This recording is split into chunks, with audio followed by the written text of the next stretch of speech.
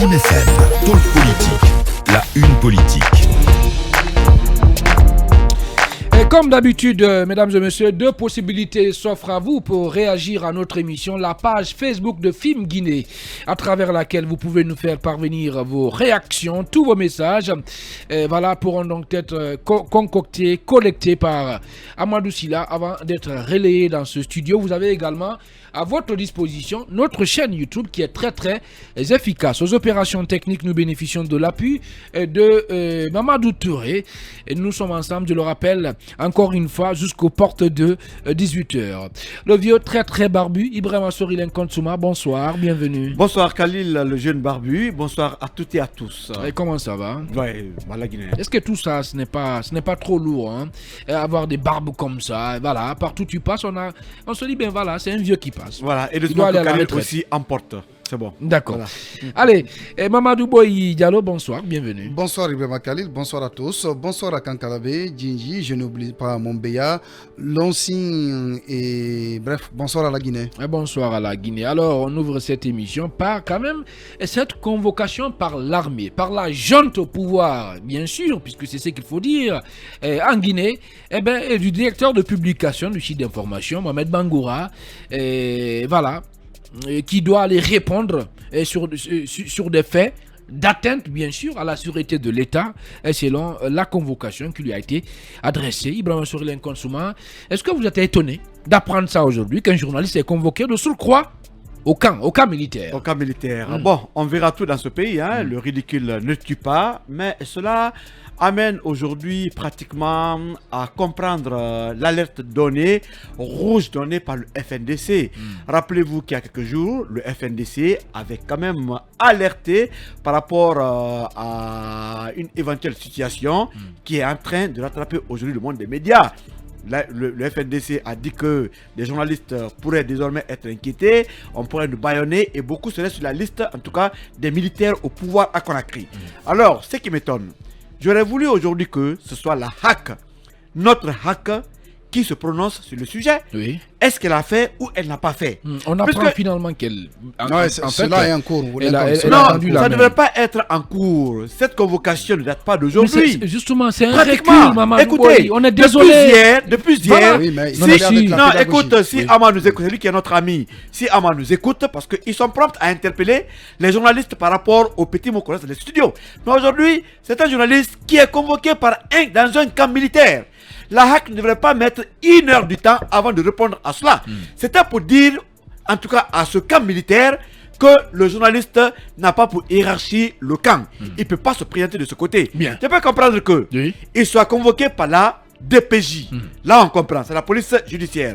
On peut comprendre que, en tout cas, qu'il soit devant la justice, mais Mohamed Bangoura devant un camp militaire, pourquoi faire? Est-ce qu'il est militaire? C'est important d'insister sur le mot ou sur les mots dans un camp militaire. Oui, mais est-ce qu'il est militaire? Voilà. Est-ce que les médias relèvent du camp?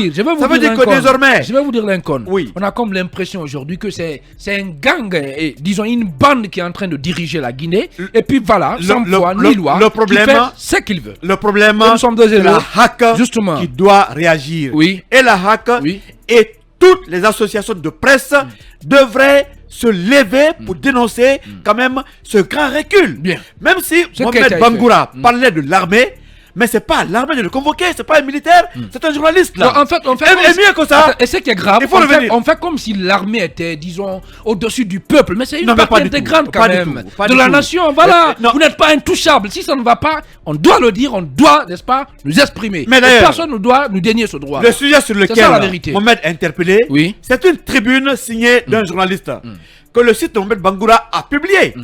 Est-ce un crime de publier une tribune où on parle de la disparition de ce fameux camion de tramadol? Mais moi je pense que s'il y a des saisies de drogue au port, est-ce que c'est l'armée qui doit gérer? Je n'ai pas dit que l'armée gère, mais c'est une question. C'est des questions que la justice devrait régler. Alors si l'auteur de la tribune dit que le camion de tramadol aurait disparu, mais qu'on se réfère à la justice Bien. avant de convoquer le journaliste. Une Bien. fois de plus encore, Oui. les associations, on ne comprend pas votre omerta Non, pas totale du par tout. rapport Les à associations cela. ont réagi, Lincoln. Attention, Oui, attention. non, j'en viens, bien. j'en viens. Attendez, si, Non, si. j'ai dit, Je pense je que les dis, associations bien. de presse Oui. se sont fendues d'un communiqué Oui. dans lequel... est-ce que c'est tout le monde? Non, Je sais attendez, de quoi je parle, je Bien, sais. parle D'accord, du on Rémi va Guy. le laisser. Le Rémi Guy, Vous aurez par la exemple. parole tout à l'heure, Voilà, Mamadou Boy. j'ai dit les associations, Oui. il n'y a pas Oui. dit des associations. Oui. Toutes les associations devraient communiquer. Si Lutelgui le fait, Remigui le fait, autres ne le font pas, mais c'est pas les associations de presse qui réagissent. Absolument. Je dis les, Bien. l'ensemble pas des. Allez. À l'unisson, Bien. elles doivent se lever pour condamner cela. Et c'est à la HAC aujourd'hui de dire Bien. à ce camp militaire, stop, parce que vous êtes en train de dépasser Bien. votre limite. Un journaliste Allez. n'a pas sa place dans le camp. Pas du tout. Bien. Allez, un journaliste n'a pas sa place dans le camp. Nous sommes certes des citoyens. On n'est pas au-dessus de la loi. Mais ben voilà, à un moment donné aussi, il faut comprendre que l'armée n'est pas aussi au-dessus de la loi. Voilà, vous êtes une partie intégrante de la nation. On peut aussi vous critiquer, mais l'essentiel que ça soit dans le professionnalisme. Alors, Mamadou Boye, cette question, on pensait quand même qu'on avait carrément tourné la page des pratiques rétrogrades. Voilà, des époques où on venait dans les rédactions arrêter des journalistes, les trimballer, bien sûr, devant les juridictions comme des malpropres. Mais là, est-ce que quelque part, la junte au pouvoir là, qui dirige le pays n'est pas en train, disons, de montrer, disons, sa véritable face aux Guinéens? Évidemment, surtout avec cette convocation, puisque comme l'a souligné Lincoln, je pense que la convocation d'un journaliste, ce n'est pas dans un camp militaire. Quel que soit le problème qui se passe, il y a quand même des textes de loi qui indiquent la manière, la voie à suivre. Je pense qu'il aurait été judicieux quand même que la HAC se saisisse dès au début de cette affaire, de ce problème, convoquer, n'est-ce pas, Mohamed Bangora pour l'entendre sur la forme et sur le fond.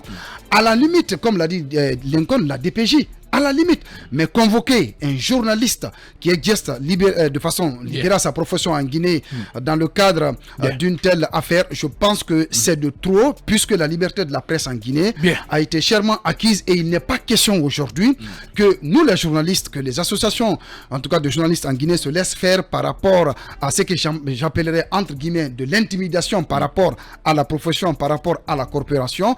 Quel que soit ce qui se passe, je pense que la HAC, c'est l'institution qui régule les médias en Guinée. Il serait judicieux de s'adresser à la HAC, quitte à la HAC, n'est-ce pas, de diligenter la procédure à suivre sur le terrain.